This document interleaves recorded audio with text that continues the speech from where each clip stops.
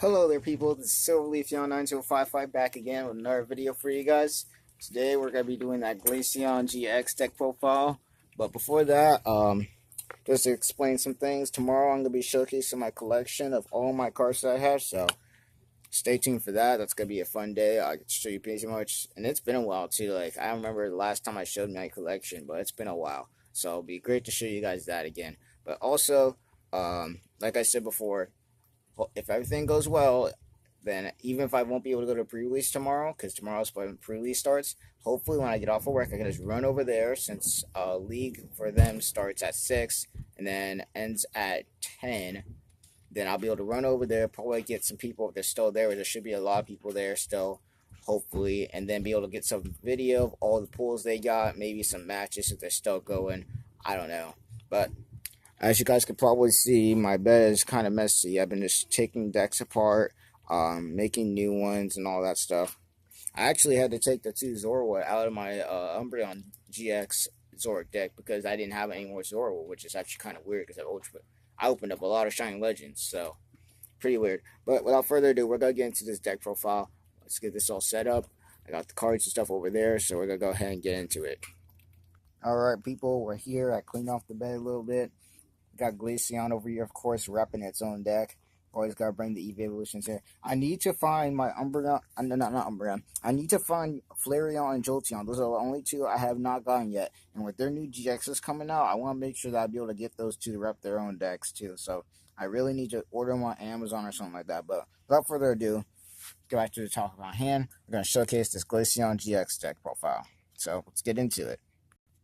So, of course, starting off first, our main attacker we're going to have in this deck will be our 4 Glaceon GX with that Freezing Gaze ability. We're going to be using it to shut off our opponent's, of course, Zoroark GXs and other Pokemon that have abilities like Tapu Lele, so we can keep that first turn Bridget from going off, all that fun stuff. Basically, this whole deck's purpose is spread damage and shut down abilities. We're not playing Garb in this deck, but we are playing the Glaceon, so that was shutting off the pretty much for the current meta at the moment. It'll be shutting off Zoroark, which is in pretty much every deck. It'll be also shutting off Tapu Lele, which is in every deck except for mine, of course. You guys know that. You guys see my deck profiles. I don't use Lele's. I do stuff the rough way. I get raw Bridgets and stuff.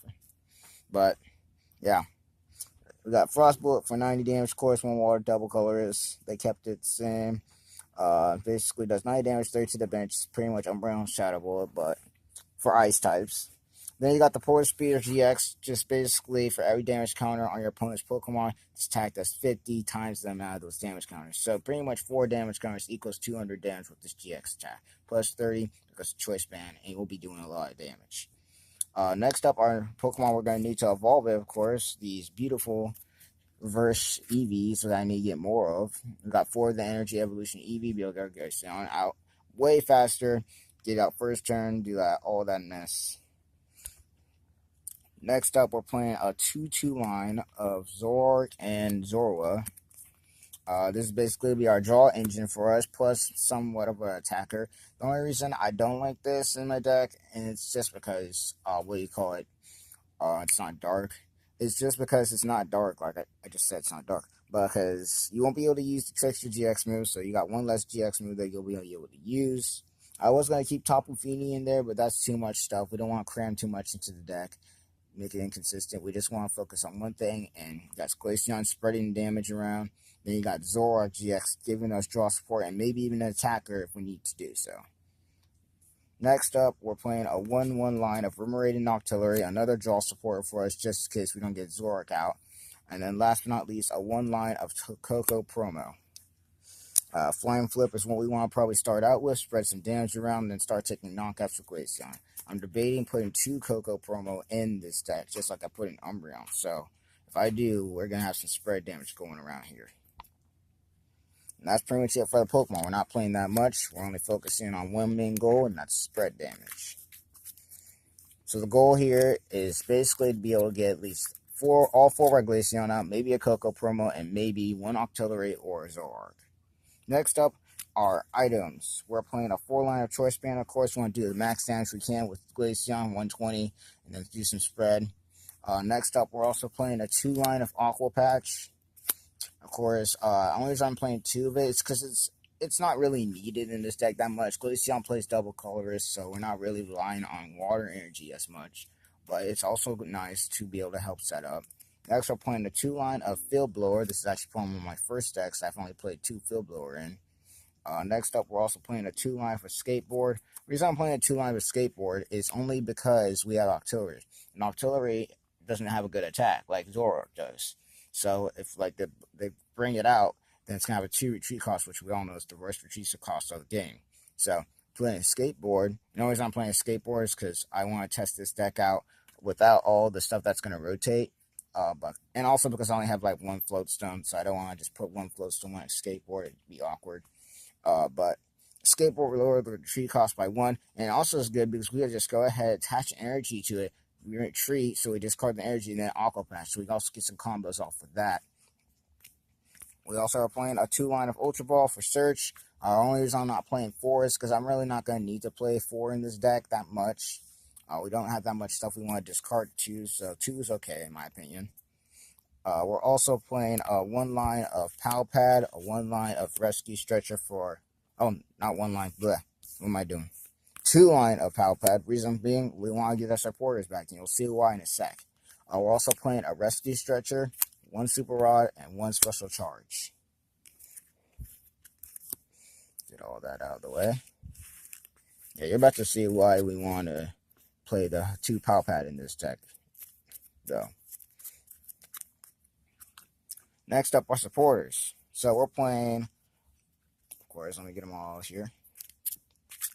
So we're playing a 3-line of Cynthia, of course, one of the best supporters in the game. It's pretty much going to replace Sycamore after rotation happens. Basically, shuffle into the deck, draw 6 cards. I like it because we get to recycle our resources. Like, let's say we start out with a bad hand. We don't want to Sycamore away a good, like, a bad hand that has good resources in it. So we want to go ahead and shuffle it all back into the deck. That's what that's for. We're also playing a 3-line of Guzma. Always really good card. Just in case we're going against a mirror match, be able to just Guzma away out the opponent's Glaceon, put in something we want to take out, or take out an opposing Glaceon. We're also playing a 3-line of Pokemon Fan Club since we don't have Bridget. So we'll be able to get that first turn set up, be able to get all of our Pokemon out really fast. Next up, we're playing a 2-line of Sycamore and a 2-line of N. We don't need to play any more than that. N is a good situational card. We want to use it late game when the opponent has less prizes, more prizes than us, maybe. End them down to 1, take some quick knockouts. Sycamore, of course, is always a good draw support, but we're not going to need to use that as much as we used to. And then we're also playing one of Kukui, Cyrus, Prism Star, and Oysterula. Now, the reason I played Cyrus, Prism Star before in the Glaceon Ninetales deck that you guys probably saw is because of Tapu Fini. You can go ahead, Tapu Storm GX, then Cyrus there, brings down to 2. But I still think it's a pretty good card because it's only if you don't have a water type in play or like that. So we're going to be playing Glaceon, we're going to be playing Artillery and all that stuff. So it's not going to matter that much. Zoroark is always good. This is like a 2-shot format, so always picking up damaged Pokemon, putting back onto our bench is good. And Kukui is always good to hit those numbers that we aren't able to hit.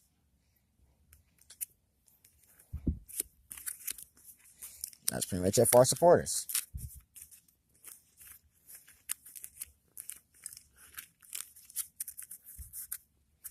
And last but not least, our energy. We're playing a 4-line of double colorist, of course, and we're also playing an 8-line of water energy, which is pretty nice. And that's pretty much it for the deck profile. Not much really after that. I enjoyed making the deck. I need to get more Zoroark so I can put these Zoroark back in my Umbreon deck. So the deck will be done. I really want to test this deck out a lot. I feel like it'll do really well against certain decks. Buzzwole, maybe not, because Buzzwole doesn't really rely off of abilities that much. Unless you're playing against Lycanroc or, I think Lucario has the ability. I don't think it does, though.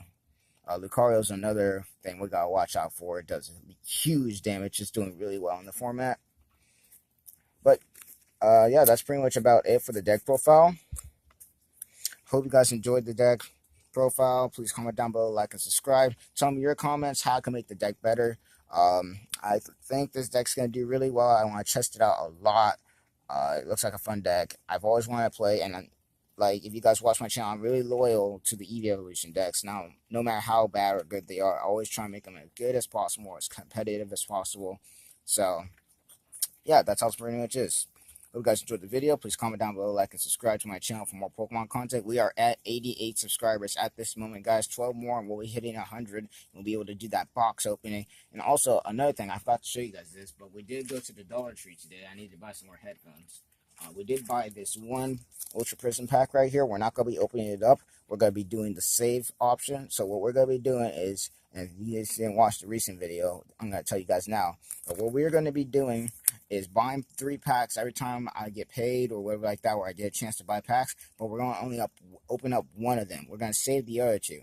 We're going to keep saving up packs over and over again. And then when we get to at least 100 packs, then we're going to open up all of them at once. And it's going to be pretty cool. So I'm going to enjoy doing that. We got our first pack right here. The first save pack that we're going to be keeping.